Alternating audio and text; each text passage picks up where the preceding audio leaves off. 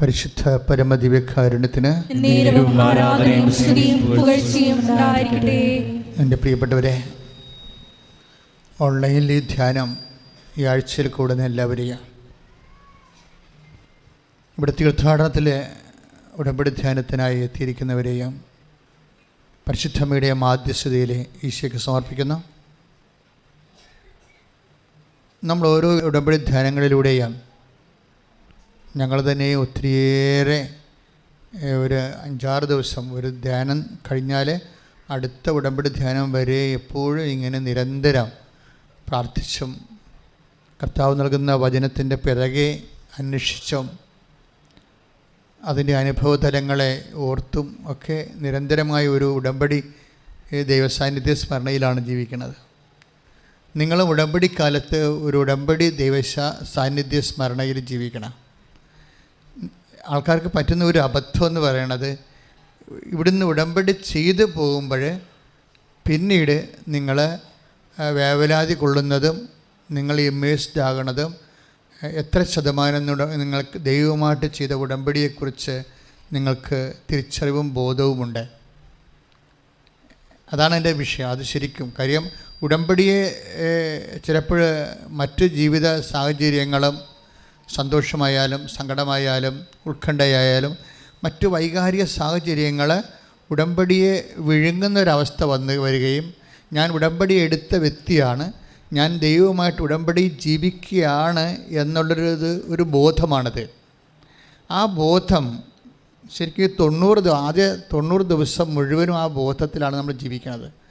പക്ഷേ ആ ഒരു ബോധം നിങ്ങൾക്കുണ്ടായില്ലെങ്കിൽ പിന്നെ നിങ്ങളെക്കുറിച്ച് ദൈവത്തിന് ബോധം ഉണ്ടാകണമെന്ന് പറയുന്നതിനകത്ത് ഒരർത്ഥവുമില്ല.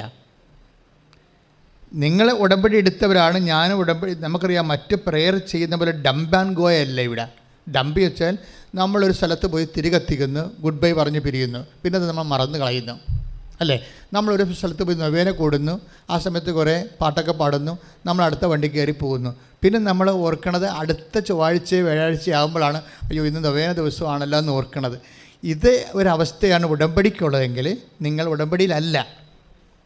കാര്യം എന്താ, ഉടമ്പടി എപ്പോഴും അറിയാം, it is A bilateral relation. ദൈവമായിട്ട് ഒരു ഉഭയകക്ഷി ജീവിത അവസ്ഥയിലാണ് നമ്മൾ. അപ്പോഴും അതിനൊരു ലീവോ ഒന്നുമില്ല, അതിനൊരു ഫ്രീ ടൈം പോലുമില്ല. ഉടമ്പടിക്കൊരു ഫ്രീ ടൈം, ഇപ്പോൾ ക്ലാസ്സാണ്, ക്ലാസ്സിന് സ്വാഭാവികമായിട്ടൊരു ഫ്രീ ടൈം ഉണ്ടാകത്തില്ല, ഇൻ്റർവെല്ലെന്ന് പറയത്തില്ലേ. പക്ഷെ ഉടമ്പടിക്ക് ഇൻ്റർവെല്ലില്ല. കാര്യം ഉടമ്പടിയിൽ എങ്ങനെ ഇൻ്റർവെൽ വെക്കാൻ പറ്റും? നിങ്ങൾ ദൈവവുമായിട്ട് ഉടമ്പടി ചെയ്തിരിക്കുകയാണ്.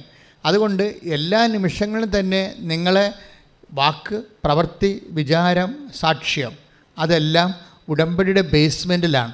ഒരുപക്ഷെ സത്യസന്ധമായിട്ട് ഉടമ്പടി എടുക്കുന്നവർക്ക് എന്നെ കരുത്താണെന്നറിയാവോ? സത്യസന്ധമായിട്ട് ഉടമ്പടി എടുക്കുന്നവർക്ക് എന്നെ കരുത്ത. ആ കരുത്ത് കാണണമെങ്കിൽ ഈ ദിവസങ്ങളിലൊരു സാക്ഷ്യം ഉണ്ടായത്, അതായത് എനിക്ക് ഭയങ്കര ഇഷ്ടപ്പെടാം. റോഷൻ എന്നും പറഞ്ഞൊരാൾ, യാക്കോബ സഹോദരനാണ്, കോട്ടയത്തുനിന്ന്. അതായത് റോഷൻ്റെ സാക്ഷ്യം. റോഷനും ഉണ്ടായ ഒരു കുഞ്ഞ് മരിക്കുമെന്ന് പറഞ്ഞപ്പോൾ റോഷൻ ഒരു ഫീൽ ചെയ്തില്ല. എന്താ അദ്ദേഹം സാക്ഷ്യത്തിൽ പറഞ്ഞു വെച്ച് കഴിഞ്ഞാൽ, അത് മാതാവ് തന്ന കുഞ്ഞല്ലേ എന്നാണ് പറയണത്. അപ്പം ഹീസ് കോൺഷ്യസ് അബൌട്ട് ദാറ്റ്. അതായത് അതിനെക്കുറിച്ചൊക്കെ നല്ല ബോധമുണ്ട്. ഇതുപോലെ ഓരോ സമയത്തും ഉടമ്പടി കാലങ്ങളിൽ എന്തെങ്കിലും ഒരു നെഗറ്റീവ് നമുക്ക് സംഭവിച്ചാൽ ഓട്ടോമാറ്റിക്കായിട്ട് നമുക്ക് ദൈവത്തിൻ്റെക്കുറിച്ച്, ഉടമ്പടിയെക്കുറിച്ച് ഓർമ്മ വന്നാൽ പോരാ. ഓർമ്മയെ പോസിറ്റീവായിട്ട് വരണം. ദൈവത്തോട് നമ്മൾ ഉടമ്പടി ചെയ്തതല്ലേ എന്നുള്ളത് പോസിറ്റീവായിട്ടാണ് വരേണ്ടത്. അങ്ങനെ ഒരു കാര്യം എനിക്ക് പലപ്പോഴും സാക്ഷ്യങ്ങൾ കേൾക്കുമ്പോൾ തോന്നുന്നത്, ഉടമ്പടി ഒരു ഫങ്ഷൻ അല്ല, ഉടമ്പടി ഒരു ഫീലിംഗ് ആണ് ശരിക്കും. ഇതാണ് വ്യത്യാസം. എപ്പോഴും ആ ഫീലിംഗ് ഇങ്ങനെ ഉണ്ടായിക്കൊണ്ടിരിക്കും. ഉടമ്പടി ഫങ്ഷൻ ആണെങ്കിൽ ആ ഫങ്ഷൻ കഴിയുമ്പോൾ നമുക്ക് ഫ്രീ ആണ്. ഫീലിംഗ് ആണെങ്കിൽ ഫീലിങ്ങിൽ നമ്മൾ ഫ്രീ അല്ല. ആ വ്യത്യാസം അതാണ്. ഇപ്പോൾ നമ്മുടെ അപ്പൻ മരിച്ചു, അതൊരു ഫീലിംഗ് ആണ്, നമ്മൾ ഫ്രീ അല്ല. ആ ദുഃഖം നമുക്കങ്ങ് നിൽക്കുന്നോ? അതിനേക്കാൾ തീവ്രമായ എന്തെങ്കിലും ബന്ധങ്ങളുള്ള ഒരു അവസ്ഥയിൽ നിന്നാണ് നമുക്ക് മിസ് ചെയ്യണമെങ്കിൽ it's a feeling, it's not a function. അപ്പൻ്റെ മരണമോ ഒരു ഫങ്ഷനാണോ? അല്ല, അതൊരു ഫീലിംഗ്. ഉടമ്പടി ഒരു ഫങ്ഷനാണോ? അല്ല, ഇറ്റ്സ് എ ഫീലിംഗ്. അതുകൊണ്ട് ആ ഫീലിങ്ങിന് ഇൻ്റർവെല്ലില്ല. പ്രാർത്ഥിക്കുക, കർത്താവായ ദൈവമേ, ഉടമ്പടി ഒരു ബോധമാണെന്ന്, ആ ബോധം ഒരു നിലനിൽപ്പിന്റെ വികാരമാണെന്ന് തിരിച്ചറിയാനുള്ള കൃപയാൽ എന്നെ നിറക്കണമേ. ശ്രദ്ധിക്കട്ടെ, ഹല്ലേലൂയ.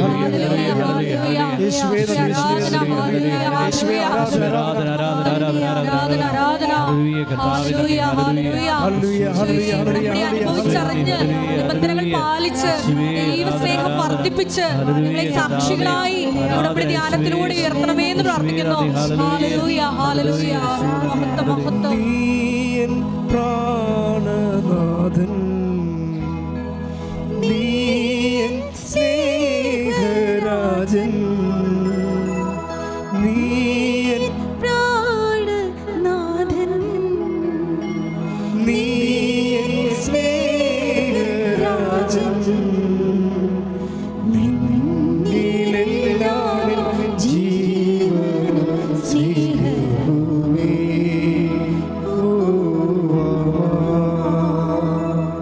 പരിശുദ്ധ പരമദിവ്യകാരുണ്യത്തിന്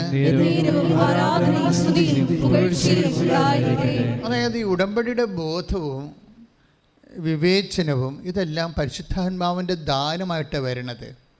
ഇതിന് ഈ role of the holy spirit ഉടമ്പടിയുടെ മെക്കാനിസത്തിൽ ഭയങ്കര പ്രിൻസിപ്പൽ പാർട്ടാണ് വരുന്നത്. ഇതൊരു പരിശുദ്ധാത്മാവ് ഇതര പ്രാർത്ഥനാ രൂപമല്ലത്. പരിശുദ്ധാത്മാവ് നമ്മുടെ എല്ലാ പ്രാർത്ഥനാ രൂപങ്ങളുടെയും മൊബിലിറ്റി, അതുപോലെ തന്നെ അതിൻ്റെ ഒരു ഡൈനാമിസം വർക്ക് ചെയ്യണത് പരിശുദ്ധാത്മാവിൽ അധിഷ്ഠിതമാണ് എല്ലാ പ്രയർ രൂപങ്ങളും.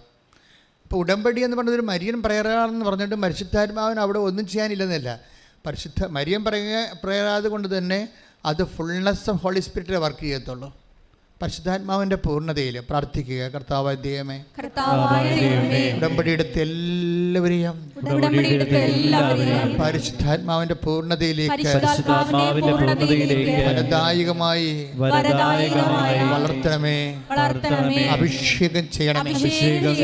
ശ്രദ്ധിക്കട്ടെ, ഹല്ലേലൂയ.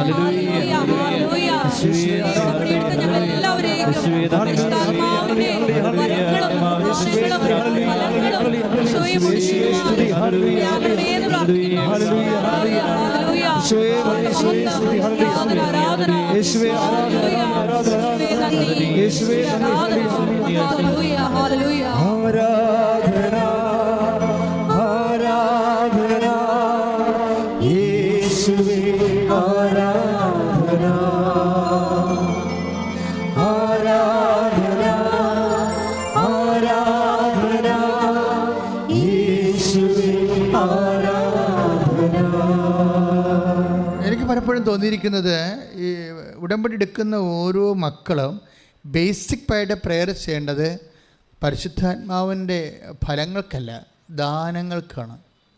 ദാനങ്ങളാണ് ഇതിൻ്റെ ബേസിക് എന്ന് പറയുന്നത്. ദാനങ്ങൾ ഉണ്ടെങ്കിൽ മാത്രമേ ഇത് വർക്ക് ചെയ്യത്തുള്ളൂ. നമുക്കറിയാമല്ല, ഇപ്പോൾ വെള്ളം എന്ന് പറയുന്നതാണ് ദാനം. വെള്ളത്തിൻ്റെ ഫലങ്ങളാണ് മീൻ, മറ്റുള്ള തരത്തിലുള്ള ജീവജാലങ്ങളെല്ലാം.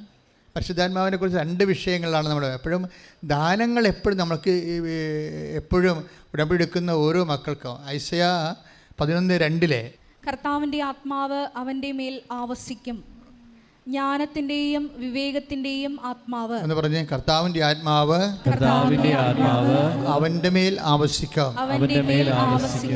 എന്തെല്ലാം ആത്മാവാണ്? എന്തിൻ്റെ ആത്മാവാണ്? ജ്ഞാനത്തിൻ്റെയും വിവേകത്തിൻ്റെയും ആത്മാവ്.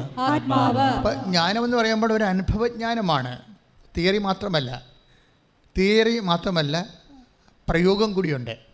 തിയറി ആണെങ്കിൽ സൈദ്ധാന്തിക ജ്ഞാനമാണ്, അറിവാണ്. അതിൻ്റെ പേര് അറിവെന്നാണ്, ജ്ഞാനമല്ല. ജ്ഞാനം മീൻസ് അത് നോളജല്ല, വിസ്ഡമാണ്. വിസ്ഡം എന്ന് പറയുമ്പോൾ പ്രായോഗികമായ ജ്ഞാനമാണ്, അനുഭവജ്ഞാനമാണ്. അപ്പോൾ ഉടമ്പടി എടുക്കുമ്പോൾ ഉടമ്പടിയിൽ വിസ്ഡമാണ് വരേണ്ടത്. എന്ന് വെച്ച് കഴിഞ്ഞാൽ നമ്മളുടെ ഇതിനെക്കുറിച്ചുള്ള ഇപ്പം ഞങ്ങൾ സൈദ്ധാന്തിക ജ്ഞാനമല്ല ഇവിടുന്ന് തരണത്. നിങ്ങൾക്ക് കിട്ടുന്നത് എന്താണ്? സാക്ഷ്യം. ഞങ്ങൾ സിദ്ധാന്തം തരുമ്പോൾ നിങ്ങൾക്ക് കിട്ടുന്നത് എന്താണ്? സാക്ഷ്യം. സാക്ഷ്യം അനുഭവിച്ച വ്യക്തികൾ സ്വാഭാവികമായിട്ട് നൽകേണ്ടത് എന്താണ്? വിസ്ഡമാണ് നൽകേണ്ടത്, അനുഭവജ്ഞാനമാണ് നൽകേണ്ടത്. ഞങ്ങൾ നൽകിയിട്ടുള്ള സിദ്ധാന്തം, തിയറി നിങ്ങൾ കൊണ്ടുപോയി ഫീൽഡിൽ പ്രാക്ടിക്കലായിട്ട് അത് പ്രയോഗിച്ച് നോക്കിയപ്പോൾ നിങ്ങൾക്കത് കറക്റ്റായിട്ട് റൈറ്റായിട്ട് വരികയും നിങ്ങൾക്ക് നിങ്ങളുടെ ക്ലേശമോ രോഗമോ ഒക്കെ മാറുകയും ചെയ്യുമ്പോൾ when we present in the platform അത് വിസ്റ്റത്തിൽ നിന്നാണ് വരേണ്ടത്. അല്ലാതെ ജോലി കിട്ടി, വീട് കിട്ടി, വിവാഹം നടന്നു എന്നൊക്കെ പറഞ്ഞ് ഇങ്ങനെ പട്ടിക അവതരിപ്പിക്കുകയല്ല. അതൊരു വിസ്റ്റം വേണം അവിടുന്ന്. നിങ്ങളത് എങ്ങനെയാണ് ആ ഉടമ്പടി പ്രയോഗിച്ചത്. ഇപ്പോൾ അദ്ദേഹം പറഞ്ഞു കേട്ടില്ലേ, അതായത് ആ കുഞ്ഞിൻ്റെ ഒരു തകർച്ച വന്നപ്പോൾ ഡോക്ടർ എടുത്ത് കളയണമെന്നാണ് പറഞ്ഞത്. ഡോക്ടർ എടുത്ത് കളയണമെന്ന് പറഞ്ഞപ്പോൾ ഈ മനുഷ്യൻ പറഞ്ഞ് അങ്ങനെ സംഭവിക്കുന്നില്ല. എന്താ കാരണം? ഞങ്ങളത് ഉടമ്പടി ചെയ്തതാണ്, മാതാവ് തന്ന കുഞ്ഞാണ്. അതാണ് ബോധമെന്ന് പറയണത്. ആ ഒരൊറ്റ വിഷയത്തിൽ തന്നെയാണ് ആ കുഞ്ഞ് സർവൈവ് ചെയ്യണത്. അദ്ദേഹത്തിൻ്റെ ഒരു ഉടമ്പടി ബോധമുണ്ടത്. ഞാനത് പറഞ്ഞു പറഞ്ഞില്ല, ഇറ്റ്സ് എ ഫീലിംഗ്. ഉടമ്പടി മീൻസ് എൻ അവെയർനെസ്. ഉടമ്പടി ബോധം. ഞാൻ ഉടമ്പടി ചെയ്താണ് അമ്മയുമായിട്ട് കഴിഞ്ഞ കൊല്ലം ഇതുപോലെ ഒരു 2 കൊല്ലം മുമ്പ് ഒരു സാക്ഷ്യം ഉണ്ടായി. സാക്ഷ്യത്തിൻ്റെ ഒരു പയ്യൻസ് ഭയങ്കര വെള്ളടിയായിരുന്നു. അപ്പോൾ അവൻ്റെ പെങ്ങളെ കെട്ടിച്ച് വിട്ട വീട്ടിൽ നിന്ന് ആ പെങ്ങളുടെ വീട്ടിൽ കുറേ പ്രോബ്ലംസ് ഉണ്ടായപ്പോൾ അവൾ വന്ന് ഇവിടെ ഉടമ്പടി ചെയ്തപ്പോൾ അവൾ ഉടമ്പടി ചെയ്ത് അവളുടെ വീട്ടിലെ പ്രശ്നത്തിനാണ്, അതായത് പെങ്ങളെ കെട്ടിച്ച് വിട്ട വീട്ടിലെ പ്രശ്നത്തിനാണ് ഉടമ്പടി ചെയ്തിരിക്കുന്നത്. പക്ഷേ ആങ്ങളെ ഇങ്ങനെ വെള്ളം അടിച്ച് വീട്ടുകാർക്കൊക്കെ പ്രശ്നം ഉണ്ടാക്കുന്ന കാരണം അവൾ ആങ്ങളുടെ കാര്യവും ഉടമ്പടി വെച്ചിട്ടുണ്ട്. പക്ഷേ ഉടമ്പടി വെച്ചതല്ല. അങ്ങനെ നിങ്ങൾക്കങ്ങനെ ഒത്തിരി പേര് നിങ്ങളങ്ങനെ വെക്കും. അത് പക്ഷേ എന്താ പ്രശ്നം വെച്ചാൽ കുറച്ച് കഴിഞ്ഞിട്ട് ഒരു ദിവസം കഴിഞ്ഞപ്പോൾ കൂട്ടുകാരത്തി ഇവളെ വിളിച്ചു. ഇവളെ വിളിച്ചിട്ടും പറഞ്ഞ്, നീ അറിഞ്ഞില്ലേ, എന്താണെന്ന് പറ, എന്താണെന്ന് ചോദിച്ചു. അപ്പോഴിവളൊരു പമ്മി. അപ്പോൾ അവൾ അറിഞ്ഞിട്ടില്ല, ഫസ്റ്റ് ടൈമാണ് കേൾക്കാൻ പോണത്. അപ്പോൾ കേൾക്കാൻ പറ്റുന്ന കാര്യമല്ല പറയാൻ പോണത്. കാര്യം ഇവളുടെ ആങ്ങളയെ ബൈക്കിൽ പോയപ്പോൾ കാറിടിച്ചു. അപ്പോൾ അത് വളരെ സീരിയസ് ആയിപ്പോയി. ആളെ ICUവിലാണ്, വെന്റിലേറ്ററിലാണ്. പക്ഷേ ഇവളിത് നീ കാര്യം പറയാൻ പറഞ്ഞ് ആങ്ങളെ വണ്ടി ഇടിച്ചു എന്ന് പറഞ്ഞു. വണ്ടി കണ്ടിട്ട് ആൾക്കാർ പറയണത് അത് വളരെ മോശമായ രീതിയാണ് പറയണത്. കണ്ടവരാണ് എന്നോട് പറയണമെന്ന് പറഞ്ഞു. ആങ്ങളെ ഹോസ്പിറ്റലിൽ കൊണ്ടുപോയെന്ന് പറഞ്ഞു. പക്ഷേ എടുത്ത ശ്വാസത്തിൽ ഫസ്റ്റായിട്ട് ബ്രീത്തിലേ ഇവളെന്നാ പറയുന്നത് അറിയാമോ? അങ്ങനെ ഒന്നും സംഭവിക്കത്തില്ലെന്നാണ് പറയണത്. അവന് ഒന്നും സംഭവിക്കത്തില്ല. എന്താ കാര്യം? അവൻ്റെ കാര്യം ഞാൻ അമ്മനെ ഏൽപ്പിച്ചിട്ടുണ്ടെന്നാണ്. Praise the Lord. ഇതാണ് ഉടമ്പടി അവയർനെസ് എന്ന് പറയുന്നത്. അങ്ങനെ ഒന്നും സംഭവിക്കത്തില്ല, അവനൊന്നും സംഭവിക്കത്തില്ല. കാര്യം എന്താണ്? അവൻ്റെ കാര്യം ഞാൻ അമ്മനെ ഏൽപ്പിച്ചിട്ടുണ്ടെന്ന് പറയും. കാര്യം അവൻ്റെ കാര്യം, അവൻ്റെ മദ്യപാനം മാറാൻ വേണ്ടി അമ്മയോട് അവൾ ഉടമ്പടി വെച്ചിട്ടുണ്ട്. പക്ഷേ അങ്ങനെ പല കാര്യവും പട്ടികയിൽ പല കാര്യവും വെച്ച പോലെ കാഷ്വലായിട്ടൊരു സാധനം കുത്തിക്കയറ്റിയതല്ല ഈ സംഭവം. അതാണ് ഈ ഉടമ്പടി എടുക്കണമല്ല പ്രശ്നം. നിങ്ങൾ എടുക്കുമ്പോൾ വാട്ട് ഫീലിംഗ് യു ഹാവ്, നിങ്ങൾ എന്ത് ബോധമാണ് നിങ്ങൾക്കുണ്ടത്. അതാണ് ഞാൻ പറയുന്നത്. ഒക്കട്ടെ എന്ന് പറഞ്ഞ് ഇപ്പോൾ 5 കാര്യം 6 കാര്യം വെക്കാമല്ലോ, അതിലൊരു കാര്യം ഇതും കൂടി ആയിക്കോട്ടെ എന്ന് പറഞ്ഞ് അങ്ങനെ വെച്ചാൽ അങ്ങനെ വരുമ്പോൾ ഉണ്ടാകുന്ന പ്രോബ്ലം, നിങ്ങൾക്ക് ഒരു മുടന്തം വിശ്വാസത്തിലാണല്ലോ ഇത് ചെയ്യണത്. അങ്ങനെ ഒരെണ്ണമെങ്കിലും അങ്ങനെ ഒരു ചത്ത ഉടമ്പടി വെച്ചാൽ ആ ഉടമ്പടി ഒരു വിഷയമെങ്കിലും ചത്ത ഉടമ്പടി വെച്ച് കഴിഞ്ഞു. ചത്തെന്ന് വെച്ച് കഴിഞ്ഞാൽ നിങ്ങൾക്ക് അത്ര കണ്ട് you are not serious about that. ആ വിഷയം നടന്നാൽ കൊള്ളാം, നടന്നില്ലെങ്കിൽ കൊള്ളാം എന്ന് നിങ്ങൾ വെച്ചിരിക്കുകയാണ്. നടന്നേ മതിയാവൂ എന്നൊന്നുമില്ല. അങ്ങനെ ഒരെണ്ണം ഇതിനകത്ത് കയറ്റി വെച്ചിട്ടുണ്ടെങ്കിൽ അതാണ് ചത്ത ഉടമ്പടി എന്ന് പറയുന്നത്. ചത്ത ഉടമ്പടിയുടെ 6 കാര്യങ്ങളുണ്ട്. അതിനകത്ത് ഒരെണ്ണം ഇങ്ങനെ കാഷ്വലായിട്ട് വെച്ചിരിക്കുന്നതാണ്. അത് ചത്തുപോയി കഴിഞ്ഞാൽ അത് സ്വാഭാവികമായിട്ട് നിങ്ങളുടെ എല്ലാ ഇൻറ്റൻഷനും അത് ബാധിക്കും. കാര്യം എന്താണ്? നിങ്ങളല്ലേ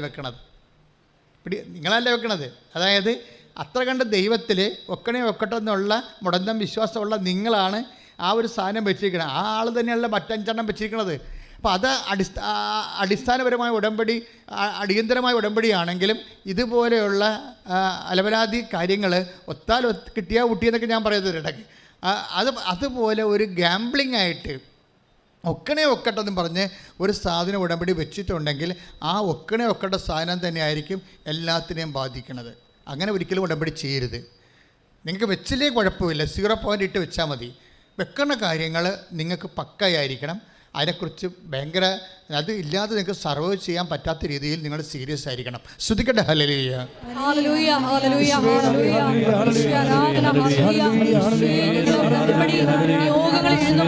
ആത്മാവിന്റെ വലിയ വഴിനടത്തലുകൾ ഉണ്ടാകുവാൻ വേണ്ടി ഞങ്ങൾ പ്രാർത്ഥിക്കുന്നു. ദൈവസ്നേഹത്താൽ നിറഞ്ഞ്, സഹോദര സ്നേഹത്താൽ നിറഞ്ഞ് ഉടമ്പടിയിൽ പ്രവേശിക്കുവാൻ ഈശോയെ ഉടമ്പടി ധ്യാനത്തിൽ പങ്കെടുത്ത് പ്രാർത്ഥിക്കുന്ന ഞങ്ങളെ അഭിഷേകം ചെയ്യണമേ എന്ന് പ്രാർത്ഥിക്കുന്നു. Hallelujah, hallelujah. ശോക കൊടുമ്പയിലേറിടുമ്പോൾ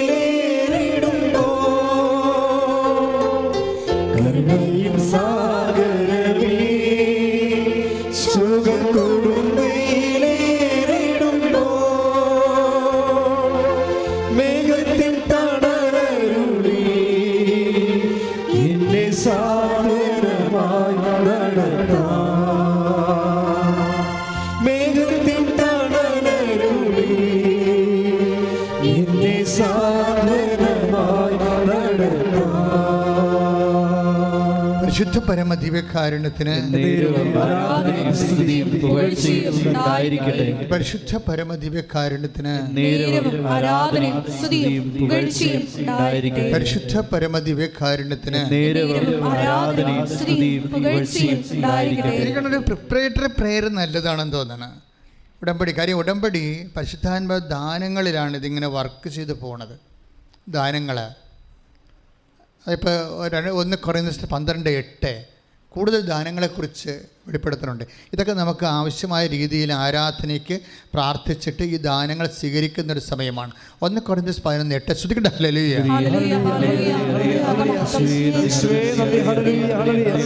1 കൊരിന്തോസ് 12:8 ഒരേ ആത്മാവ് തന്നെ ഒരാൾക്ക് വിവേകത്തിന്റെ വചനവും എന്ന് പറഞ്ഞ ഒരേ ആത്മാവ് തന്നെ ഒരാൾക്ക് വിവേചനത്തിന്റെ വചനവും. നിങ്ങൾ ഒരു കാര്യം ചിന്തിക്കുമ്പോൾ തന്നെ അതിൽ പരിശുദ്ധാത്മാവോ ദുഷ്ടാത്മാവോ ലോകാത്മാവോ ഉണ്ടാകാം. ഒരു ഉടമ്പടി ഇരിക്കുന്ന വ്യക്തിക്ക് ലോകാത്മാവ് ഉണ്ടാകാൻ പാടില്ല. അപ്പം തന്നെ അത് വിവേചിക്കണം. ഉടനെ ഓട്ടോമാറ്റിക് വിവേചനം വരേണ്ടതാണ്. എന്താ പ്രശ്നം വെച്ചാൽ നിങ്ങൾ പറയുന്ന പല കാര്യങ്ങളിലും ലോകാത്മാവും ഉണ്ടാവും, ദുഷ്ടാത്മാവും ഉണ്ടാവും. ലോകാത്മാവ് എന്ന് വെച്ചാൽ വ്യക്തികൾക്ക് അഹങ്കാരം ഉണ്ടാവും. അഹങ്കാരം മൂത്ത വർത്തമാനങ്ങൾ നിങ്ങൾ പറഞ്ഞുകൊണ്ടിരിക്കുന്ന സംഭവം. ഇപ്പോൾ ഒരാൾ ഒരു കാര്യം പറഞ്ഞപ്പോൾ നിങ്ങൾ അതിനെ നിശ്ചയിച്ചുകൊണ്ട് വേറൊരു സംഭവം പറഞ്ഞു. അപ്പോൾ ഉടനെ ആത്മാവ് നിവേദിക്കണം, ഇത് നിൻ്റെ അഹങ്കാരമാണ്, നീ പറയണ അറിയാം, നിനക്ക് തെറ്റാണെന്നറിയാം, പക്ഷേ ഇവിടെ ജയിക്കാൻ വേണ്ടി ഒരു അഭ്യാസം കാണിക്കുകയാണ്. അതാണ് വിവേചനം. നിനക്ക് തന്നെ അറിയാം നീ പറയണത് പുട്ടത്തരവാണെന്നറിയാം, പക്ഷേ ഇവിടെ പിടിച്ചു നിൽക്കാൻ വേണ്ടി നീ ഒരു നമ്പർ കാണിക്കുകയാണ്. ദാറ്റ് മീൻസ് അതാണ് ഒരു വിവേചനമെന്ന് പറയുന്നത്. ഇത് ഓട്ടോമാറ്റിക്കായിട്ട് സംഭവിക്കണം. ആരും പറഞ്ഞു തരണ്ട. ആ വിവേചനം ദാനമാണ്.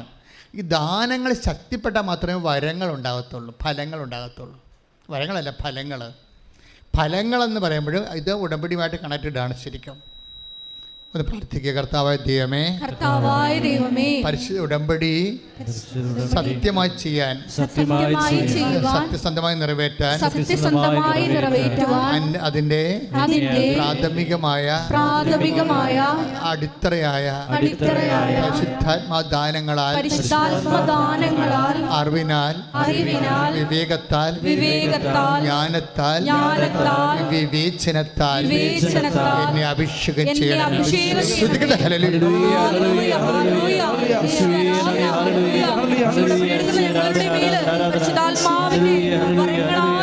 ഫലങ്ങളാലും നിറയപ്പെടുവാൻ കൃപയാകണമേ എന്ന് പ്രാർത്ഥിക്കുന്നു.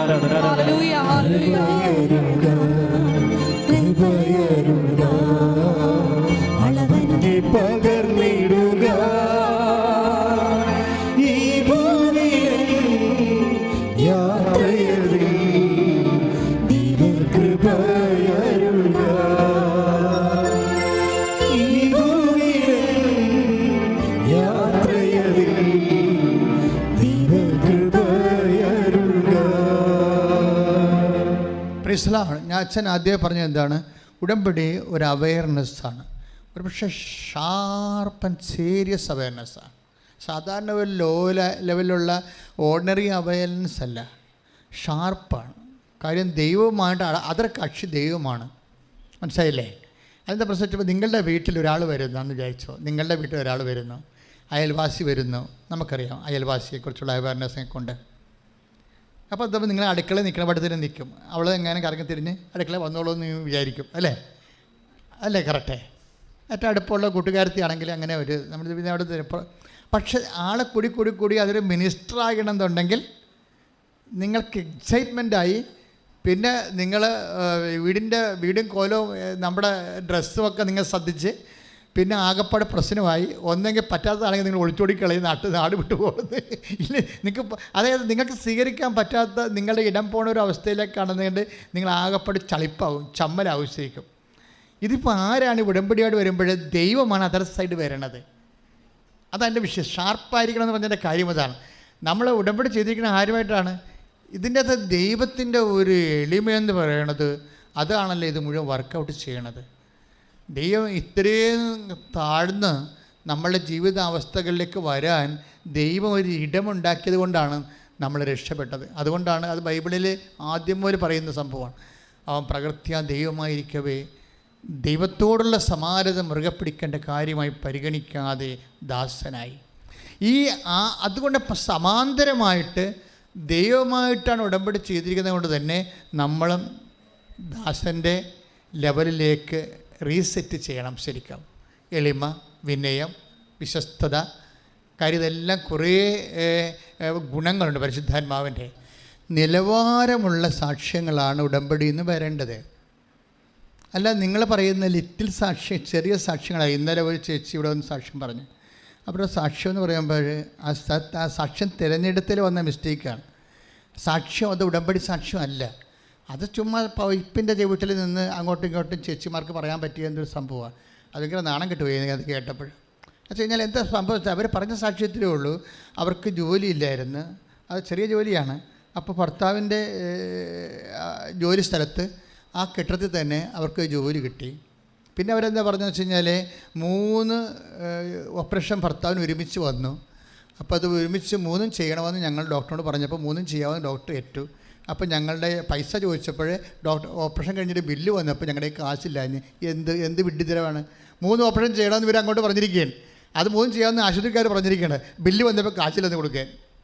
ഇങ്ങനെയൊക്കെയുള്ള വിഡ്ഢിത്തരങ്ങളൊക്കെ വന്ന് ഇവിടെ ഇന്നലെ പറഞ്ഞതാണ്. എനിക്കാണെങ്കിൽ ഞാൻ അവ പിടിച്ചു ചേർത്ത് ശരിക്കും പൂച്ച വിട്ടത്. അച്ഛാ അതെന്താ പ്രശ്നം? നിങ്ങൾക്ക് ഉടമ്പടിയെക്കുറിച്ച് വ്യക്തതയില്ലെങ്കിൽ ഇതുപോലെയുള്ള കിണറ്റിൻ ചവിട്ടി പറയാൻ പറ്റിയ പെൺവർത്തമാനങ്ങളായി സാക്ഷ്യം അതപ്പതിക്കും. അതാണ് പ്രശ്നം. അതുകൊണ്ടാണ് ഞാൻ നിങ്ങളോട് ഉടമ്പടിയുടെ റെലം പറയണത്. എൻ്റെ കാര്യം ഉടമ്പടി എന്ന് പറഞ്ഞാൽ അതിനൊരു വേറെ ഒരു ലെവൽ പ്രാർത്ഥനയാണത്. അതുകൊണ്ടാ വെച്ചാൽ നമുക്കറിയാമല്ലോ, മെറിറ്റ് ആൻഡ് ഡീമെറിറ്റ്സ് ആയിട്ടാണ് ദൈവം ലോകത്തിലുള്ള എല്ലാം തിരിച്ചിരിക്കുന്നത്. മെറിറ്റ് ഉണ്ടെങ്കിൽ തീർച്ചയായിട്ടും നമുക്ക് ഉടമ്പടി ചെയ്യേണ്ട കാര്യമില്ല. മെറിറ്റ് ആൻഡ് ഡീമെറിറ്റ്സ് ബൈബിൾ വിഷയങ്ങളെ തിരിക്കണത് മെറിറ്റ് ആൻഡ് ഡീമെറിറ്റ്സ് ആയിട്ടാണ്. എന്ന് വെച്ച് കഴിഞ്ഞാൽ യോഗ്യതയും അയോഗ്യതയും. ആ വിഷയത്തിന് അയോഗ്യമാണെങ്കിൽ മാത്രമേ നിങ്ങൾ ഉടമ്പടി ചെയ്യേണ്ട കാര്യമുള്ളൂ. യോഗ്യമാണെങ്കിൽ ചുമ്മാ ബ്ലെസ്സിങ്സിൻ്റെ ആവശ്യമേ ഉള്ളൂ. അത് ഉടമ്പടി ആവശ്യമില്ല. അത് വേന കൂടിയാൽ, ജവമാല ചെല്ലിയാൽ, വീട്ടിലിരുന്ന് വേറെ എന്ത് പ്രാർത്ഥന കൂടിയാലും മതി. കൃത്യമായും പറഞ്ഞ മനസ്സിലായല്ലേ? അത് വളരെ സീരിയസ് വിഷയമാണ്. അതായത് ബൈബിൾ വിഷയങ്ങളെ തിരിക്കുന്ന 2ആയിട്ടാണ്, മെറിറ്റ്സ് ആൻഡ് ഡീമെറിറ്റ്സ്. എന്ന് വെച്ച് കഴിഞ്ഞാൽ നിങ്ങൾക്ക് യോഗ്യതയുള്ള വിഷയം, നിങ്ങൾക്ക് യോഗ്യതയില്ലാത്ത വിഷയം. ഇപ്പോൾ നിങ്ങളിപ്പോൾ ഡോക്ടർ പറയണ ഇത് ഓപ്പറേഷൻ ചെയ്യാൻ പറ്റത്തില്ല. ഇപ്പോൾ കഴിഞ്ഞ ദിവസങ്ങളിൽ ടോം ഫിലിപ്പ് എന്നും പറഞ്ഞ ഒരു മകൻ്റെ സാക്ഷ്യം ഉണ്ടായിരുന്നു. ടോം ഫിലിപ്പിന് കുറച്ച് നാളായിട്ട് മക്കളില്ല. പിന്നെ മക്കളെ കിട്ടിയപ്പോൾ അയാൾക്ക് ഭയങ്കര സന്തോഷമായി. 2 മക്കളെ കിട്ടി ഒരുമിച്ച്. പെട്ടെന്ന് വൈഫ് പ്രഗ്നൻ്റ് ആയപ്പോൾ ഉടമ്പടി എടുത്തു കഴിഞ്ഞ് സംഭവിച്ചതാണ്. അപ്പോൾ അത് കഴിഞ്ഞിട്ടാണ് ഇവർ ഉടമ്പടി എടുത്തിരിക്കുന്നത്. അതായത് ഈ മക്കളില്ലാതിരുന്നിട്ട് അവർക്ക് പെട്ടെന്ന് ഒരു 3 കൊല്ലം കഴിഞ്ഞപ്പോൾ അവർക്ക് മക്കളെ കിട്ടിയപ്പോൾ പെട്ടെന്ന് ഒരു ഗർഭപാത്രത്തിൽ 2 കുഞ്ഞുങ്ങൾ ഇവർക്ക് നല്ല പക്ക സന്തോഷമായി. അപ്പോൾ അവരങ്ങനെ ജീവിച്ച് വരുന്ന സമയത്ത് പെട്ടെന്ന് ഒരു കുഞ്ഞ് വയറ്റിൽ കിടന്ന് മരിച്ചുപോയി കഴിഞ്ഞപ്പോൾ പിന്നെ അതവിടെ മരിച്ച് കിടക്കുകയാണ്. മറ്റേ കുഞ്ഞ് അവിടെ ജീവിച്ചിരിപ്പുണ്ട് ഗർഭപാത്രത്തിൽ. അതാണ് ടോം ഫിലിപ്പിൻ്റെ സാക്ഷ്യം. എരുമേലിക്കാരനാണ്. അപ്പോഴേ കുറച്ച് കഴിഞ്ഞപ്പോൾ ഒരു കുട്ടി മരിച്ചു പോയത് ഡോക്ടർ പറഞ്ഞു. അപ്പോഴേ ഇവർക്ക് ഭയങ്കര സങ്കടമായിപ്പോയി. അപ്പം സങ്കടമല്ല പ്രശ്നം, ഈ മരിച്ച കുഞ്ഞ് വയറ്റിൽ കിടക്കുകയാണ്. മറ്റേ കുഞ്ഞ് അവിടെ ജീവിച്ചിരിപ്പുണ്ട്. വൈദ്യശാസ്ത്രം എന്ത് പറയും?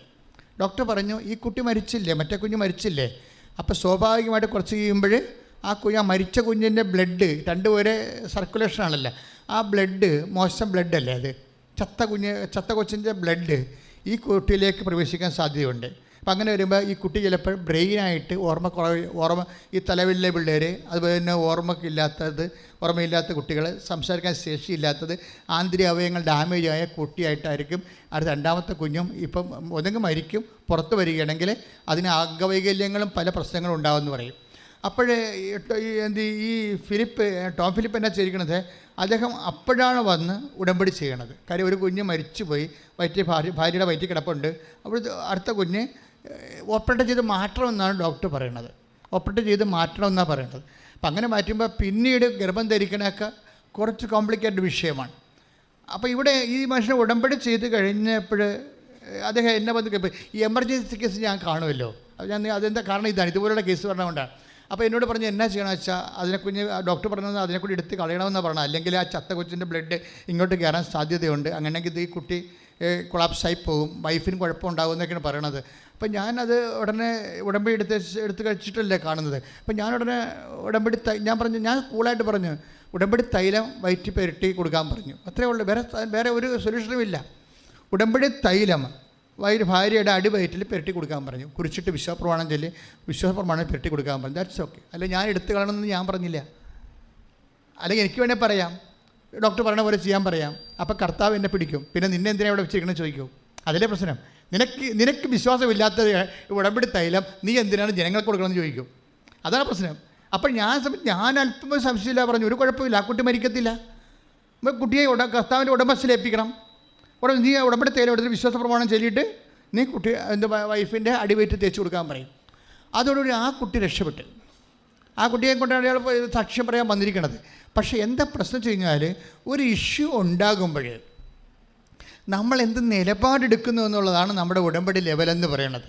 ഉടമ്പടി എന്ന് പറയുന്നത് അതിൽ നേർച്ച വസ്തുക്കൾ പ്രവർത്തിക്കണം മാത്രമല്ല, അത് ഇപ്പം നിങ്ങൾ ഒരു ജനറേറ്റർ, ഇപ്പം നമ്മൾ ഈ കറക്റ്റ് സ്റ്റാർട്ടാക്കണ ഒരു ജനറേറ്റർ ഇല്ലേ, ആ ജനറേറ്റർ കൊണ്ടുവന്ന് വെച്ചിരിക്കുകയാണ്. അപ്പോൾ ജനറേറ്ററിന് നമ്മൾ വേണമെങ്കിൽ ഒരു 30,000 വാട്ട് വർക്ക് ചെയ്യുന്ന ആണെന്ന് വിചാരിച്ചോ. അത് നല്ല ജനറേറ്ററൊക്കെയാണ്. പക്ഷേ കറക്റ്റ് സ്റ്റാർട്ട് ചെയ്യാനുള്ള അത് ആളിനില്ലെങ്കിൽ എന്ത് പറ്റും? ഇത് വർക്കൗട്ട് ചെയ്യത്തില്ല. ഇത് നല്ല വാട്ടുള്ള ജനറേറ്ററാണ്, ഇതിന് 10 ലക്ഷം രൂപയാണെന്നൊക്കെ പറഞ്ഞിട്ട് കാര്യമില്ല. ഇത് കറക്റ്റ് സ്റ്റാർട്ട് ചെയ്യണത് ആരാണ്? അവന് ആരോഗ്യം വേണം ഇല്ലേ?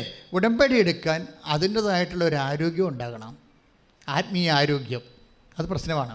ഉടമ്പടി എടുക്കുമ്പോൾ അതിനൊരു നിലപാടുണ്ട്. ഇപ്പം ഞാനെന്താ പറഞ്ഞത്, ഒരു കുഴപ്പമില്ല, ഡോക്ടർ പറഞ്ഞ് എടുത്ത് കളയണം, അല്ലെങ്കിൽ മോശം ബ്ലഡ് കയറിയിട്ട് കുട്ടിയുടെ ആന്തരിക അവയവങ്ങൾ ദ്രവിച്ചു പോകും, അത് കുട്ടിക്ക് ഓർമ്മ ഉണ്ടാകത്തില്ല, പിന്നെ കുറച്ച് കഴിയുമ്പോൾ കൊച്ചു ചിലപ്പോൾ ചത്തുപോയെന്ന് വരുമെന്ന്. അപ്പോൾ ഞാൻ പറയും, നീ ഉടമ്പടി തൈലം കൊണ്ടുപോയി വിശ്വാസ പ്രമാണം ചൊല്ലി ഭാര്യയുടെ അടിവയറ്റി പെട്ടി കൊടുക്കാൻ പറയും. പക്ഷേ ഈ ടോം ഫിലിപ്പിനെ സംബന്ധിച്ചിടത്തോളം ആരോഗ്യമുണ്ട്. ഞാൻ പറയുമ്പോൾ പിന്നെ സെക്കൻഡ് ഒപ്പീനിയൻ അയാളെ പോണില്ല.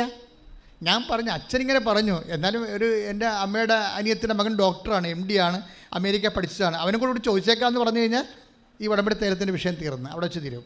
എന്താ കാര്യം? സെക്കൻഡ് ഒപ്പീനിയൻ എടുക്കുന്നതുകൊണ്ടാണ്. സെക്കൻഡ് ഒപ്പീനിയൻ എടുക്കരുതെന്നല്ല, അത് വിവേചിക്കാൻ പരിശുദ്ധാത്മാവ് പറയണം.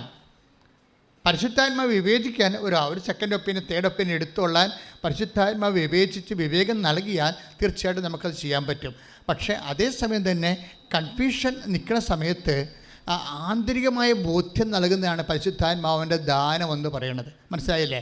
പരിശുദ്ധാത്മാവിൻ്റെ ദാനം ആവശ്യമായി വരണത് അതായത് ഇപ്പം ഞാനിത് പറഞ്ഞില്ല അവനോട്, കുട്ടി മരിക്കും എന്ന് പറയുമ്പോൾ ഞാൻ പെട്ടെന്ന് ചളുപ്പില്ല, ഞാൻ ഒരു സംശയമില്ലാതെ പെട്ടെന്ന് ഞാൻ പറഞ്ഞില്ല, അത് ചെയ്താൽ മതി എന്ന് പറഞ്ഞാൽ അത് വിശ്വാസത്തിൻ്റെ ഒരു വിഷയമാണ്. നമ്മൾ കുറച്ച് ആലോചിച്ച് എന്താണ് ചെയ്യേണ്ടത്, അവരോട് അങ്ങനെ പറഞ്ഞാൽ മതിയോ അതാ ഇങ്ങനെ പറയണോ എന്നൊക്കെ പറഞ്ഞാൽ പിന്നീട് ലെവൽ മാറി. വിശ്വാസം എന്ന് പറഞ്ഞാൽ സ്പീഡാണ്. ഇപ്പം നീ ഒരു മലയോട് ചെന്ന് കടലിൽ ചെയ്ത് നിൽക്കാൻ ഹൃദയത്തിൽ ശങ്കിക്കാതെ പറഞ്ഞാൽ അതനുസരിക്കുക തന്നെ ചെയ്യുമെന്ന് പറഞ്ഞില്ല. അപ്പം ഹൃദയത്തിലുള്ള ശങ്ക എന്ന് പറയുന്നത് നിങ്ങൾ ഒരു വലിയ വില്ലനെപ്പോലെ നമ്മൾ മരണം വരെ ഫൈറ്റ് ചെയ്യേണ്ട ഒരു സാധനമാണ്. വിശ്വാസം എന്ന് പറയണമല്ല, വിശ്വാസത്തിൻ്റെ വില്ലനെയാണ് നമുക്ക് എപ്പോഴും ടാർഗറ്റ് ചെയ്യേണ്ടത്. വിശ്വാസം അതിന് എതിരായിട്ടുള്ള സാധനം എപ്പോഴും വർക്ക് ചെയ്തുകൊണ്ടിരിക്കും. വിശ്വാസത്തെ വളർത്തണതിന് അതിൻ്റെ എതിരായിട്ടുള്ള സംഭവത്തെ നമ്മൾ എപ്പോഴും വിശ്വാസത്തെ വളർത്താൻ നിങ്ങൾ ഉദ്ദേശിക്കുന്നുണ്ടെങ്കിൽ അതിൻ്റെ എതിരായിട്ടുള്ള അവിശ്വാസത്തെയാണ് നമ്മൾ ടാർഗറ്റ് ചെയ്യേണ്ടത്. അതുകൊണ്ടാണ് കർത്താവേ ഞാൻ വിശ്വസിക്കുന്നു എന്ന് പറഞ്ഞിട്ട് എന്താ പറയണത്, എൻ്റെ അവിശ്വാസത്തെ എനിക്ക് 9:24 സ്തുതിക്കട്ടെ. ഹല്ലേലൂയ. മർക്കോസ് 9:24 സ്തുതിക്കട്ടെ.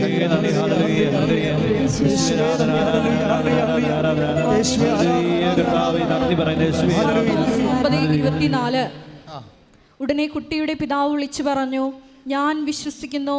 എൻ്റെ അവിശ്വാസം പരിഹരിച്ച് എന്നെ സഹായിക്കണമേ. ഇവിടെ പറഞ്ഞ ഒരു കുട്ടിയുടെ അപ്പൻ കുട്ടി അസുഖമായി കിടക്കുമ്പോൾ ഈശോയുടെ അടുത്ത് വരണതാണ്. അവന് പിശാചബാധ എന്താ പ്രശ്നമാണ്. അപ്പോൾ ഈശോ പറയുമ്പോൾ നീ ഇത് വിശ്വസിക്കുമോ, എനിക്കത് ചെയ്യാൻ കഴിയുമെന്ന് നീ വിശ്വസിക്കുന്നുവോ? അവൻ പറഞ്ഞു ഓക്കെ ഞാൻ വിശ്വസിക്കുന്നു എന്ന് പറയുമ്പോൾ അവന് തോന്നും ഞാൻ പൂർണ്ണമായിട്ട് വിശ്വസിക്കുന്നുണ്ടോ എന്ന് അവയൊക്കെ സംശയം. പക്ഷെ ആ സംശയത്തിന് അയാൾ അഡ്രസ്സ് ചെയ്യുന്നുണ്ട്. അയാൾ എന്താ പറയണത്? മർക്കോസ് 9:24 ഞാൻ വിശ്വസിക്കുന്നു, എൻ്റെ അവിശ്വാസം പരിഹരിച്ച്. എൻ്റെ ഒന്ന് പറഞ്ഞ എൻ്റെ അവിശ്വാസം പരിഹരിച്ച് എന്നെ സഹായിക്കണമേ. വില്ലൻ, വിശ്വാസത്തിൻ്റെ വില്ലൻ ആരാണ്? സംശയമാണ്. അതിന് വിളിക്കുന്ന പേരെന്താണ്? അവിശ്വാസം എന്നാണ്. അവിശ്വാസം ആരാ പരിഹരിക്കേണ്ടത്? അയൽവാസിയാണോ പരിഹരിക്കേണ്ടത്? അല്ല, കർത്താവാണ് പരിഹരിക്കേണ്ടത്. അതാണ് അയാൾ പറയണത്. അയാൾ എന്ത് കൃത്യമായിട്ടാണ് പറയണത്? ഞാൻ വിശ്വസിക്കുന്നു, പക്ഷേ എൻ്റെ അവിശ്വാസം പരിഹരിക്കണമേ. എന്നും നമ്മൾ ദൈവതിരുസന്നിധി പറയേണ്ട ഒരു കാര്യമാണ്. എന്താണ്? അവിശ്വാസം പരിഹരിക്കണമേ. നമ്മളൊരു വീട്ടിൽ ചെന്ന് വഴിയാത്രയിൽ വെള്ളം ചോദിക്കുമെന്ന് വിചാരിച്ചോ? അപ്പോൾ നമ്മൾ എന്താ ഉദ്ദേശിക്കുന്നത്? വെള്ളം ചോദിക്കുമ്പോൾ നമ്മൾ പാത്രം ചോദിക്കുന്നുണ്ടോ? വെള്ളത്തിന് ഒരു പാത്രത്തിൽ ഇത്തിരി വെള്ളം തരാനാണ് പറയണത്, അതാ വെള്ളം തരാനാണ് പറയുന്നത്? അത്രയും പ്രശ്നം. നിങ്ങൾ വിശ്വാസം ചോദിക്കുമ്പോൾ നിങ്ങൾ ipso facto you are presupposing that it is അത് ബ്രിങ് ചെയ്യണത്, നമുക്ക് തരണത് പരിശുദ്ധാത്മാവിനെയാണ് നമ്മൾ ചോദിക്കണത്. മനസ്സിലായ കാര്യം? വിശ്വാസം പരിശുദ്ധാത്മാവിൻ്റെ ദാനമാണ്. മനസ്സിലായില്ലേ? അപ്പോൾ വിശ്വാസം വർദ്ധിക്കണമെന്ന് നിങ്ങൾ ചോദിക്കുമ്പോൾ നിങ്ങൾ ടാർഗറ്റ് ചെയ്യണത് എന്താണ്? പരിശുദ്ധാത്മാവിൻ്റെ ദാനമാണ്. പരിശുദ്ധാത്മാവിനോട് ചോദിക്കണത് പരിശുദ്ധാത്മാ. അതുകൊണ്ട് ഐസയ 1 വായിച്ചോളൂ. ഐസയ 11:2 പരിശുദ്ധാത്മാവ് ദാനം. ശ്രദ്ധിക്കട്ടെ.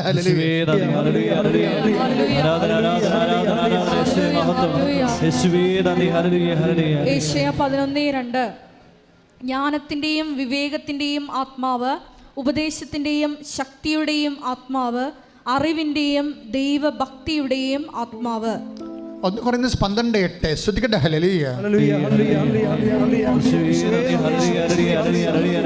1 കൊരിന്ത്യർ 12:8 ഒരേ ആത്മാവ് തന്നെ ഒരാൾക്ക് വിവേകത്തിൻ്റെ വചനവും മറ്റൊരാൾക്ക് ജ്ഞാനത്തിൻ്റെ വചനവും നൽകുന്നു.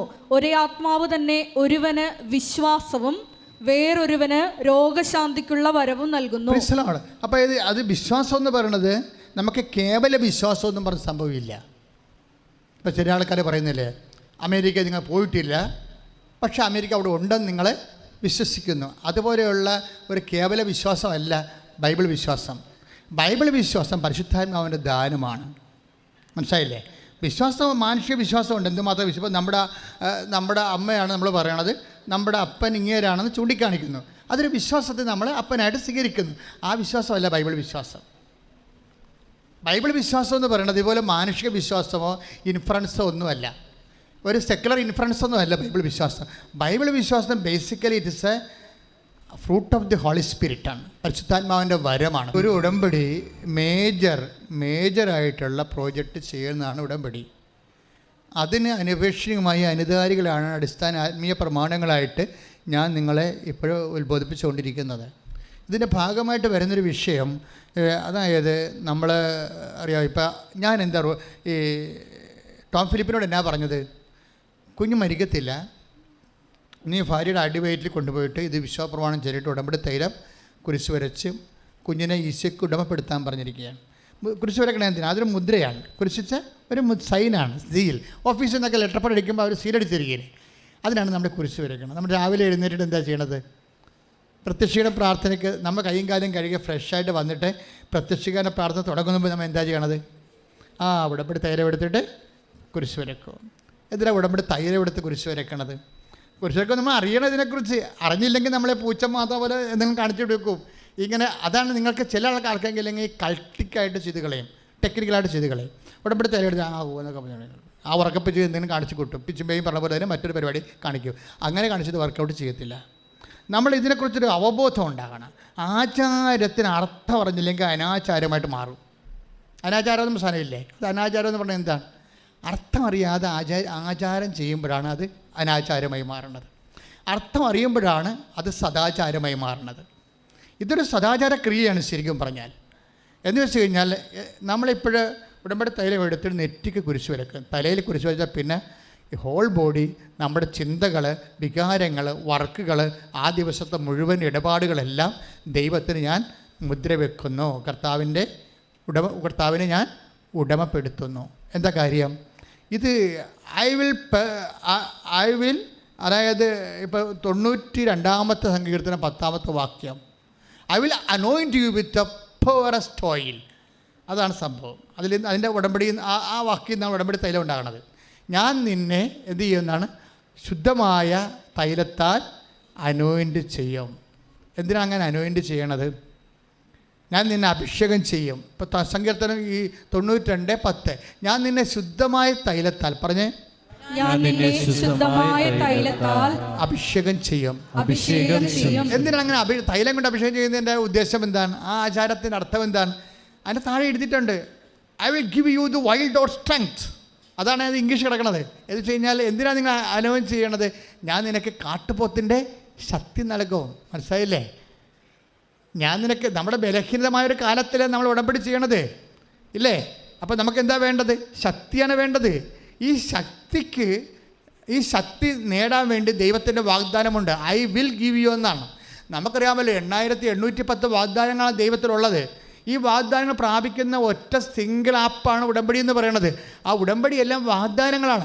അതിലൊരു വാഗ്ദാനമാണ് I will anoint you with the purest oil. ഞാൻ നിന്നെ ശുദ്ധമായ തൈലത്തിൽ അഭിഷേകം ചെയ്തു. എന്തിനാണ് അഭിഷേകം ചെയ്യണത്? I will. ഇപ്പം നമ്മൾ എണ്ണ തേക്കത്തില്ലേ? ചില ആൾക്കാർ കുഴമ്പ് തേക്കും നീര് പോകാൻ വേണ്ടി, അല്ലേ? ചില തലയിൽ എണ്ണ തേക്കും. എന്തിനാണ്? തല തണുക്കാൻ വേണ്ടി. തല തണുക്കാനും നീര് പോകാൻ വേണ്ടിയാണ് ഉടമ്പടി തൈലം തേക്കണത്? അല്ല. ഇത് basically it is meant four empowering. നമ്മൾ പവർ, അതായത് നമ്മൾ ഒറ്റക്കല്ല. ഇന്ന് മുതൽ ഞാൻ ഉടമ്പടി ചെയ്ത ദൈവം കൂടി എൻ്റെ കൂടെ ഉണ്ട്. ഞാൻ ശക്തനാണ്. കൈയടിച്ച് കർത്താൻ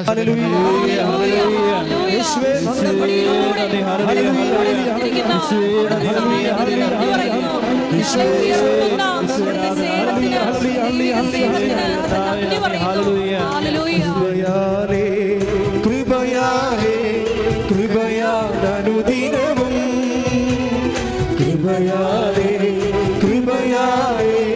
കൃപയാലനുദിനവും ബലഹീനതയിൽ ബലമേകി ബലവാനായോ നടത്തിയിടുന്നു. ബലഹീനതയിൽ ബലമേകി ബലവാനായോ നടത്തിയിടുന്നു. കൃപയാലേ കൃപയാലനുദിനവും കൃപയാലനുദിനവും.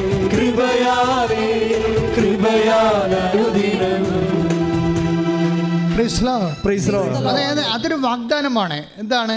നമ്മൾ നിങ്ങൾ ഉടമ്പടി തൈലം വെളുപ്പിനെ എടുത്ത് നെറ്റിയിൽ കുരിശിടുമ്പോൾ നിങ്ങൾ ദൈവത്തിൻ്റെ വാഗ്ദാനം ഓർക്കണം.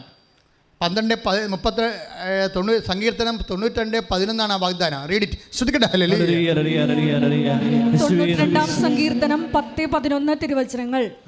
എന്നാൽ അവിടുന്ന് എൻ്റെ കൊമ്പ് കാട്ടുപോത്തിൻ്റെ കൊമ്പ് പോലെ ഉയർത്തി, അവിടുന്ന് എൻ്റെ മേൽ പുതിയ തൈലം ഒഴിച്ചു. Praise the Lord. അതായത് കൊമ്പ് ശക്തി എന്നാണ് അതിൻ്റെ ഉദ്ദേശിക്കുന്നത്. ബൈബിൾ അത് മലയാളത്തിലെ വേർഷൻസ് അങ്ങനെ തർജ്ജമ ചെയ്തിരിക്കുന്നതാണ്. English version I will give you the wild of strength എന്നാണ് കിടക്കുന്നത്. ഇവിടെ കൊമ്പ് എന്നാക്കും. അത് ബൈബിളിലെ ശക്തിയുടെ പ്രതീകമായിട്ടാണ് കൊമ്പ് രേഖപ്പെടുത്തിയിരിക്കുന്നത്. അപ്പോൾ പല വേർഷൻസ് ഉണ്ടാവും ഇതിനെ. അപ്പോൾ I will give you the wild of strength. ഞാൻ കാട്ടുകാളയുടെ ശക്തി നിനക്ക് നൽകിയെന്ന്. എന്ന് വെച്ച് കഴിഞ്ഞാൽ ദൈവത്തിൻ്റെ ശക്തി വെളുപ്പിനെ നമ്മുടെ ജീവിതത്തിലേക്ക് വരികയാണ്. എണ്ണ തേക്ക് ഈ തൈലം പൂശി കുരിശ് വരയ്ക്കുമ്പോൾ ഓർക്കണം എന്താണ്? You are empowered. ഇത് എന്താണ്? എങ്ങനെയാണ് എംപവറിങ് ആകണത്? ശക്തി ആകണത് എന്താണ്? ശക്തി നമ്മൾ ഉടമ്പടി എടുത്തപ്പോൾ ദൈവം ചെയ്ത വാഗ്ദാനങ്ങളിൽ ഒന്നാണത്. നിങ്ങൾ ദൈവമായിട്ട് ഉടമ്പടിയിലായിരിക്കുമ്പോൾ ദൈവത്തിൻ്റെ വാഗ്ദാനത്തിൻ്റെ മുഴുവൻ ആരായി മാറും? നിങ്ങൾ അവകാശികളായി മാറും. മനസ്സിലായില്ലേ? ദൈവം നമുക്ക് തന്ന കാര്യങ്ങളുടെ എല്ലാത്തിൻ്റെയും അവകാശികളായി നമ്മൾ മാറുന്നത് ഈ ഉടമ്പടിയിലൂടെയാണ് മാറുന്നത്. ഉടമ്പടി എന്നൊരൊറ്റ സംഭവം മാത്രമേ വാഗ്ദാനങ്ങൾ അവകാശമാക്കാൻ ദൈവം നമുക്ക് നൽകിയിട്ടുള്ളൂ. അപ്പോൾ ഇതൊക്കെ ഓർത്തിട്ട് വേണം ഈ തൈലം ആദ്യമേ തേക്കാൻ. ദൈവത്തിൻ്റെ വാഗ്ദാനമാണ് നിന്നെ ശക്തനാക്കുന്നത്. ശക്തനാക്കുമ്പോൾ എപ്പോഴും ഓർക്കേണ്ടത് എന്താ? എങ്ങനെയാണ് നമ്മൾ ശക്തനാകണത്? നമ്മൾ ശക്തനാകണത് എങ്ങനെയാണ്? ഇപ്പം ജോഷുവയോടും ദൈവം എന്താ പറഞ്ഞത്? എങ്ങനെയാണ് ജോഷുവാനെ ശക്തമാക്കിയത്? ജോഷുവാനെ ശക്തമാക്കിയത് എങ്ങനെയാണ്? ജോഷുവ 1:9 നമ്മൾ വായിക്കണില്ലേ? എന്താ പറഞ്ഞത്? ശക്തനും ധീരനുമായിരിക്കുക. ഇപ്പം ശരിക്കും പറഞ്ഞാൽ ഈ തൈലം തേക്കുമ്പോൾ നമ്മൾ പറയേണ്ട വാക്ക് അതാണ്, ശക്തനും ധീരയുമായിരിക്കുക. അതാണ് പറയേണ്ടത്. ജോഷുവ 1:9. എന്തുകൊണ്ടാണ് നമ്മൾ ശക്തനാകണത്? എണ്ണ തേച്ചാൽ ശക്തനാകത്തില്ല. എണ്ണ ഒരു അടയാളമാണ്. എന്തുകൊണ്ടാണ് നമ്മൾ ശക്തനാകണത്? I will come with you wherever you go. നീ പോകുന്നിടത്തെല്ലാം ഞാൻ നിൻ്റെ കൂടെ വരും. എല്ലാവരും ചെയ്യുന്ന കാര്യമാണ് ഉടമ്പടി തൈലമെടുത്ത് വെളുപ്പിനെ നെറ്റിക്ക് തേക്കുക എന്നുള്ളത്. അതിൻ്റെ കൊണോട്ടേഷൻസ്, ഇംപ്ലിക്കേഷൻസ് ഒക്കെ പോകണം പോയിക്കൊണ്ടില്ലേ? അത് എന്തിനാണ് ഉദ്ദേശിക്കുന്നത്? അതുകൊണ്ട് ശക്തനും ധീരനുമായിരിക്കുക. കാര്യം എന്താണ്? അത് സങ്കീർത്തനം 92:10-11 വചനം കിടക്കുന്നത്. തൈലം തേക്കുമ്പോൾ I will anoint you with the purest oil. ഞാൻ നിന്നെ ഉടമ്പടി തൈലത്താൽ, ശുദ്ധമായ തൈലത്താൽ അഭിഷേകം ചെയ്യും. എന്തുകൊണ്ടാണ്? I will empower you. ഞാൻ നിന്നെ ശക്തനാക്കും. എങ്ങനെയാണ് ശക്തനാക്കുന്നത്? അതായത് I will give you the wide out strength. കാട്ടുകാളയുടെ ശക്തി നൽകും. കാരണം നമ്മൾ ബലഹീനമായ കാലത്താണല്ലോ ദൈവത്തിൽ ഉടമ്പടി എടുക്കുന്നത്. അത് എപ്പോഴും എങ്ങനെയാണ് നമ്മൾ ശക്തനാക്കണത്? അതാണ് ജോഷുവ 1:9 പറയണത്. എന്താണ്? ശക്തനും ധീരനുമായിരിക്കുക, ശക്തയും ധീരയുമായിരിക്കുക. എന്താ കാര്യം? നീ പോകുന്നിടത്തെല്ലാം ഞാൻ നിൻ്റെ കൂടെ വരും. മനസ്സിലായി? അപ്പം ശക്തനായിരിക്കുക, ശക്തയായിരിക്കുക എന്ന് പറയുമ്പോഴേ ഈ തൈലം തേക്കുമ്പോൾ തന്നെ ഓർക്കുമ്പോൾ ശക്തി വരണത് തൈലത്തിൽ നിന്നല്ല. പിന്നെന്താണ്? ഈ വിശ്വാസം പ്രഖ്യാപിക്കുക നിമിത്തം, ഉടമ്പടിയിൽ ആശ്രയിക്കുക നിമിത്തം അതിൻ്റെ വാഗ്ദാനമായ ദൈവത്തിൻ്റെ സാന്നിധ്യം നമുക്ക് അവകാശമാകുന്ന കൈയടിച്ച് കർത്താവിനെ മക്കൾക്ക് അടുത്ത പദവിയിലേക്ക്